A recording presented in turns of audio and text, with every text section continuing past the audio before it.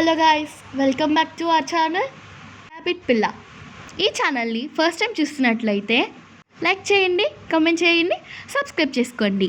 ఇంకా మన మహాభారతం స్టోరీలోకి వెళ్ళిపోదాం. మహాభారతం ఎపిసోడ్ 2. ఇవాళ మనం ఇంట్రడ్యూస్ చేసుకునే క్యారెక్టర్ నేమ్ వచ్చేసి శ్రీకృష్ణ. శ్రీకృష్ణుడు చెప్పే కొన్ని ముఖ్యమైన విషయాల్ని ఈరోజు తెలుసుకుందాం.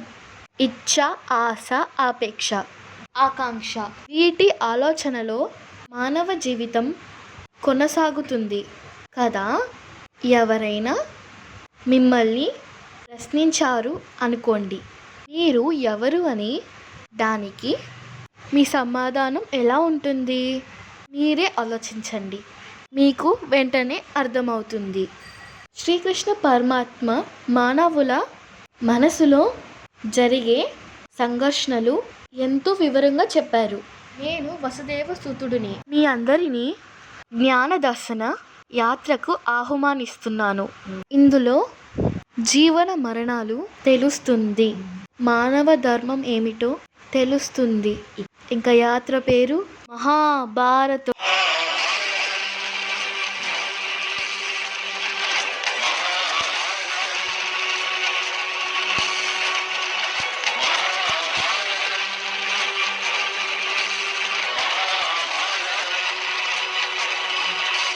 హస్తినాపురంలో ఒక గ్రామంలో అర్ధరాత్రి వేళ రాక్షసులు దాడి చేశారు.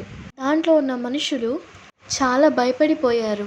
దానిలో కొంతమంది ఆడవాళ్ళు, ఎక్కడ ఉన్నావు మహారాజా, ఓ శాంతన్ మహారాజా, మీ ప్రజలని కాపాడండి అని ఏడుస్తూ వేడుకుంటున్నారు. శాపగ్రస్తమైన ఈ హస్తినాపురం మహారాజుకి పట్టపురాణి లేదు కాబట్టి ఎటువంటి యాగాలు చెయ్యలేదు. యాగాలు చెయ్యని కారణంగా రాజ్యాన్ని ఇలాగే రాక్షసులు ఇలానే శాసిస్తున్నారు. ఈ హస్తినాపురాన్ని కాపాడేది ఎవరు?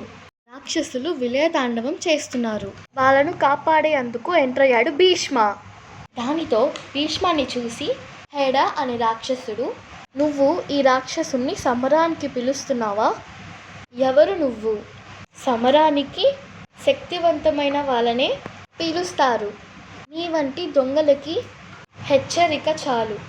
హెడా, అయితే యుద్ధానికి రా ఇంకా అన్నాడు. హెడా అని అతని గ్రూప్లో ఉండే ఒక అతనిని భీష్ముడి వైపు పంపించాడు. ఒక్క దెబ్బతో నేలకి అతికించాడు భీష్ముడు. తరువాత ఒకరితో ఒకరు వస్తున్న వెనకడుగు వేయలేదు భీష్మ. చివరికి హెడా తలపడగానే ఒక్క దెబ్బకి నేలని తాకించాడు. నీ వంటి రాక్షసులు ఈ భరత వంశానికి భూమి మీద మిమ్మల్ని రావద్దు అని హెచ్చరించాము. అప్పుడు హెడా, మీరు మట్టుకు మా అరణ్యంలో చెట్టుల్ని నరికి వేస్తున్నారు, భూమిని ఆక్రమించుకుంటున్నారు. మీరు చెప్పేది నిజమైతే నేను మీకు మాటిస్తున్నాను, భరత వంశీకులు రాక్షసులు ఒకరి భూమి మీదకి ఇంకొకరు ప్రవేశించవద్దు అని ఆజ్ఞాపించాడు భీష్మ. ఇప్పుడే శాంతన్ మహారాజు ఎంటర్ అయ్యారు. అవుతూనే రాక్షసుల మీదకి వైపు బాణాలు వదిలి వాళ్ళ ప్రాణాల్ని తీశాడు. ఆగండి అని భీష్మ అరిచాడు. శాంతన్ మహారాజ్యంలోకి ప్రవేశించడానికి ఎంత ధైర్యం మీకు అని అన్నాడు రాక్షసుల్ని చూస్తూ. ఇప్పుడు చూడండి, ఒక్కరు కూడా ప్రాణాలతో మిగలరు, దాడి చెయ్యండి అని సైనికులకి ఆదేశించాడు. శాంతను మహారాజా, ఆగండి మహారాజా అని అరిచాడు భీష్మ. రాక్షసులు లొంగిపోయి శరణ్య వేడుకున్నారు. ఇక మీదట భరత భూమిపై రారు అని, ఇక వీలిపై దారి చేయడానికి వీలు లేదు. నన్నే శాసించే అంతటి వాడివా నువ్వు? ఇంత పెద్ద సాహసం చేయడానికై అంత శక్తివంతుడివా నీవు అని అన్నాడు శాంతన్ మహారాజా. శక్తిని నిరూపించుకోవడానికి సంఘర్షణ దారి కాదు, ఆ అవసరం కూడా లేదు అని అన్నాడు భీష్మ. మాటలతో కాదు, ముందు చేతలతో నీ శక్తిని నిరూపించుకో. ఎలా రక్షిస్తావో నువ్వు ఈ రాక్షసుల్ని? వాళ్ళకి ఎదురుగా నా సైన్యం నిలబడి ఉంది, వాళ్ళు ఉన్నది నా కంట్రోల్లో.